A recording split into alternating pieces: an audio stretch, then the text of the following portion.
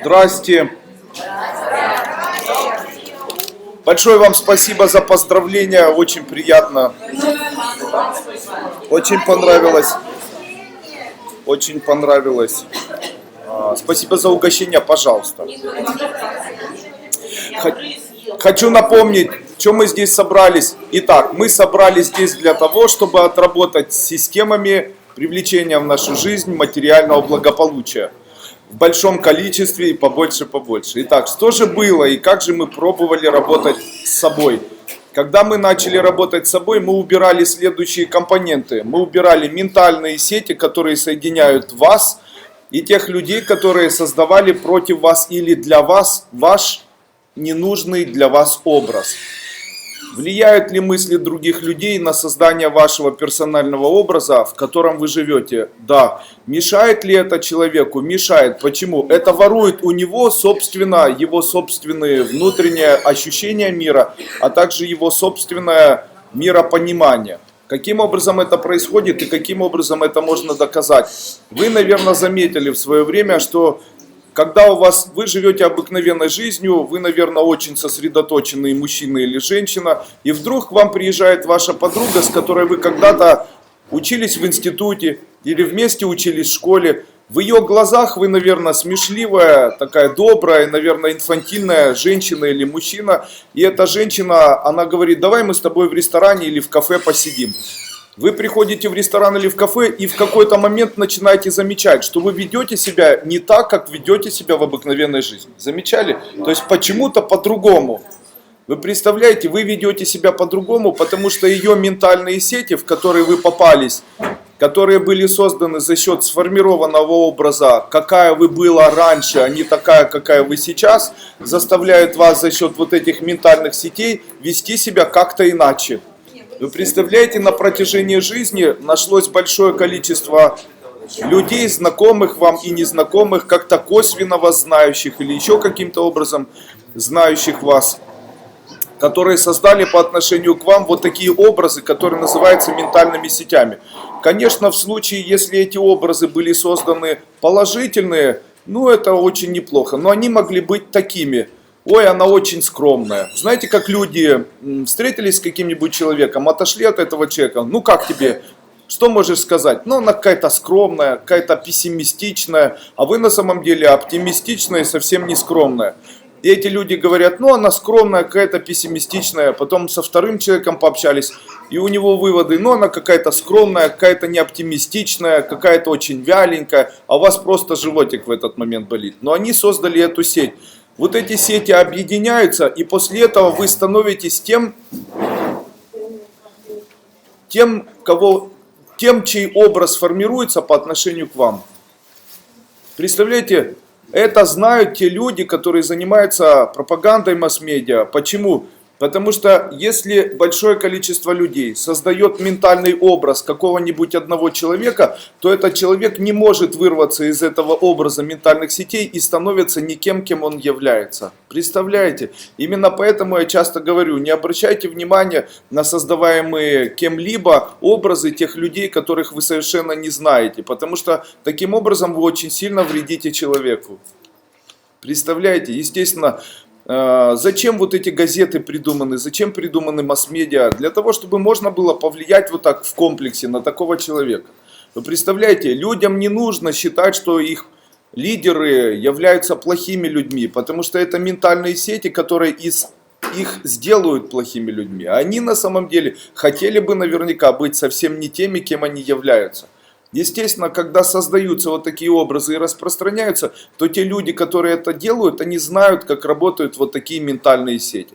Очень часто на протяжении жизни, очень часто ментальные сети, которые были сформированы мамой для ребенка, или там близкими, там для брата или сестры, или знакомыми подругами в школе, которые перешли потом как ментальные сети, или в новом городе новые образы, созданные для вас, там, вашими знакомыми, они не дают человеку прожить собственно своей персональной жизнью. Они затягивают этого человека, ловят в сети. А как вот есть рыба, она должна плыть. Можно ли сказать, что она не плывет, будучи в сети? Но она тоже плавает в сети, согласитесь. Но в этой сети у нее появляется ограничение. То есть она бы и хотела плыть дальше, но там сеть. Возможно, эта сеть даже большая. То есть эта рыбка плавает, и ей кажется, что она плывет к свободе или плывет в сторону свободы, но она все равно ударяется в какую-нибудь из сторон этой сети, и это ее ограничения. Они такие, вас никто не воспитывал, но эти ограничения, они были выстроены вот этим большим количеством людей, которые вот так вот формировали свое мировоззрение или формировали свое видение вас, как вы живете или проживаете в социуме. Представляете? Вот эти дни, вчера и позавчера, я персонально с вами работал только над тем, чтобы разорвать сети, которые создают в социуме ваш персональный плохой образ. Поняли? Плохой образ. Какой это образ? Да не надо с ней встречаться, она нищая. Да посмотри на нее, откуда у нее деньги.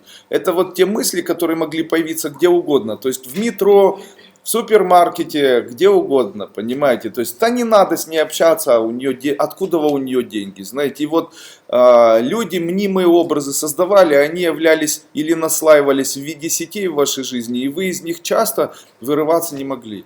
То есть, это образ старой женщины, образ некрасивой женщины, образ там ненужного мужчины, образ идиота мужчины, образ самодура, образ алкоголика, образ там никому не нужного человека, или образ очень больной женщины.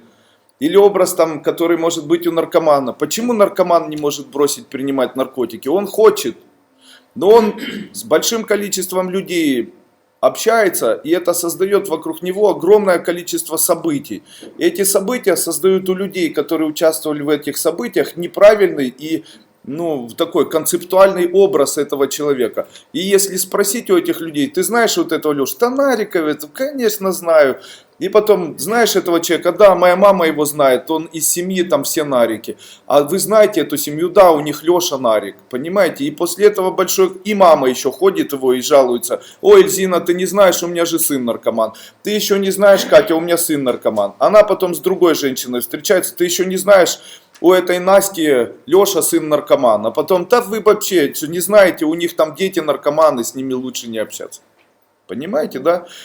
И после этого этот ребенок хочет бросить, но большое количество людей создали образ того, что он наркоман, как говорят в народе, конченый.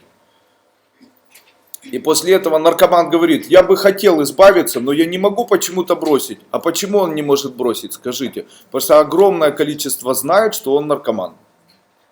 Понятно, да?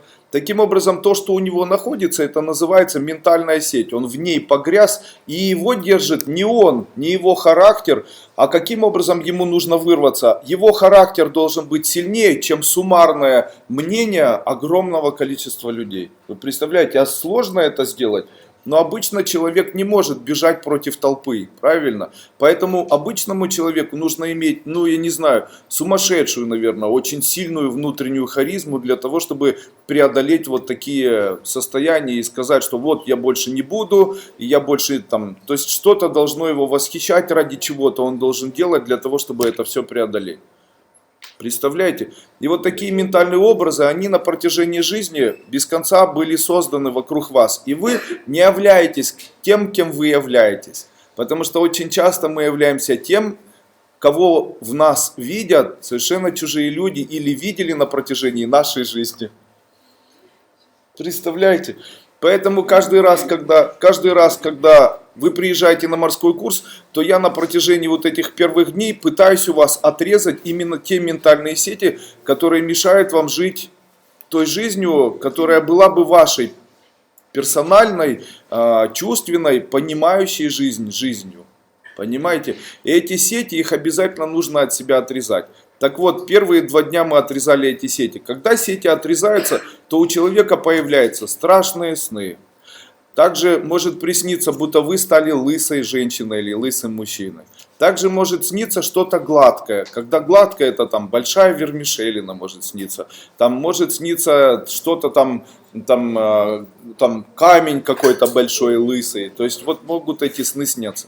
Когда из вас достаются эти сети, они фактически являются частью вашей энергии или наслоением энергии.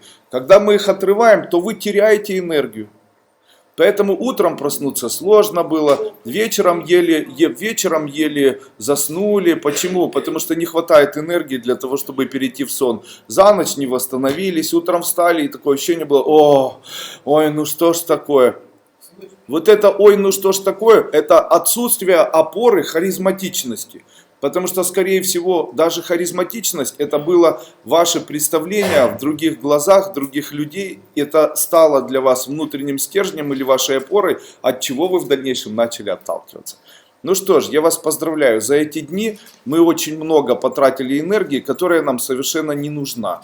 Это очень изменит вашу жизнь и очень повлияет на вашу судьбу. Мы поотрезали эти сети практически. Вы сейчас чистенькие. Правда, могу сказать, что не особо светящиеся.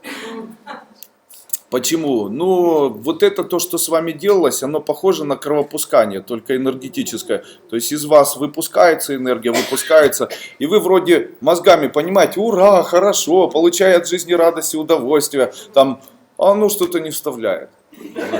Листочки, ну листочки и что? Сил нету, знаете, тут листочки, сил нету. Тут смотри, какая погода, тут сил нету, тут утром еле глаза разлепила, да. Тебе говорили: когда приеду на морской курс, как займусь собой, утром буду приседать и бегать, буду кушать очень мало, буду вставать в 6 утра и ложиться в 4 ночи. Сюда приехали, в 10 легли, 9:30 проснулись и еле встали, да. После этого надо же, должна быть какая-то энергия, как же туда дойти? Я скажу вам так, сегодня, когда я начал вас видеть, у вас внутренняя появилась, как бы внутри появился этот свет, улыбка, какая-то внутренняя радость, а внешне нет. То есть это выглядит так. Это, знаете, радуешься ли ты? Радуюсь, радуюсь.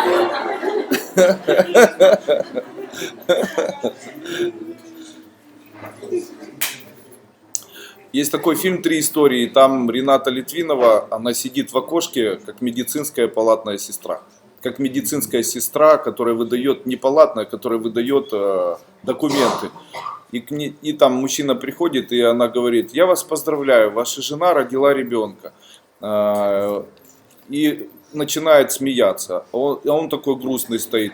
И она говорит ему: ну что же вы не радуетесь, у вас же ребенок родился. И он вот так делает: да я радуюсь. И рад бы радоваться, да сил нет, знаете. Это такая особенность. Когда вот сильные ментальные сети, то это может привести вот к чему. Человеку совершенно перестают сниться сны. Почему перестают сниться сны? Вы не можете видеть сны, сны могут создаваться только твоей жизнью. А если ты не проживаешь своей жизнью, а ты проживаешь жизнь через мысли того, каким ты должен быть, которые построили чужие люди, то тогда тебе сны не должны сниться. Это не твоя жизнь, ты проживаешь не свою жизнь. Ты проживаешь мысленные образы тебя, создавая такой мысленный образ бесконечный, который является твоей жизнью. И здесь нужно задать вопрос: а где же ты? И после этого такому человеку очень часто не снятся сны. Как это начинается? Мы этого не замечаем, и в этом ничего плохого нет. Просто жить своей жизнью приятнее. Начинаешь лучше видеть, начинаешь лучше осознавать, лучше чувствовать. Нравится пища, нравятся запахи, начинаешь чувствовать, что ты сам вправе принимать решения, у тебя появляются свои идеи. Почему часто у человека не появляются ни идеи, ни чувства, ни так далее? Это связано с тем, что он живет чужими идеями, чужими чувствами. А если это чужие идеи, чужие чувства, то это уже программа. Тогда вы живете в чужой программе и совершаете для чужой программы какие-то действия. А где же вы? Вам же надо самим быть кузнецом своего счастья и совершать или делать для себя свою персональную какую-то жизнь. Естественно, как это начинается? Это бесконечное воспитание мамы, может быть, это бесконечное мнение родственников, это общественное мнение, которое, может быть, возникает за счет того, что человек очень яркий, может быть, очень общительный и так далее. И когда из человека слепили это все до кучи, то человеку очень сложно вырваться из вот этих ментальных сетей, созданного чужими людьми менталитета, который является менталитетом по отношению к этому человеку. Понятно, да? То же самое менталитет, допустим, разных наций. Есть менталитет восприятия украинцев, есть менталитет восприятия армян, есть менталитет восприятия еврейского народа, есть менталитет восприятия Запада или Америки и так далее. Естественно, этот менталитет восприятия, вы представляете, он настолько сильно влияет на этих людей, что создает сеть вот такого менталитета, и человек, попав в эту сеть, не может в дальнейшем вырваться. Вы представляете? То есть начните всем вокруг окружающим людям рассказывать о том, что вы еврей, не будучи евреем. И после этого у вас, скорее всего, появится вот эта сеть, которая была создана в виде ментального образа целого не евреями, а теми людьми, кто когда-нибудь с ними пробовал работать, читал анекдоты, смотрел еврейское кино и так далее. И после этого вы попадете в эти сети и не будете евреем, а будете трансперсональной программой вот такого эгрегора, менталитета людей, которые создали свое мнение по отношению к целому еврейскому народу. Понятно? Поэтому зачем вам нужно это, скажите?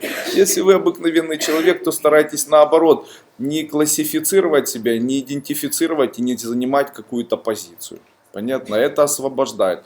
В нашей школе мы, скорее всего, за освобождение больше, чем за принятие чего-либо.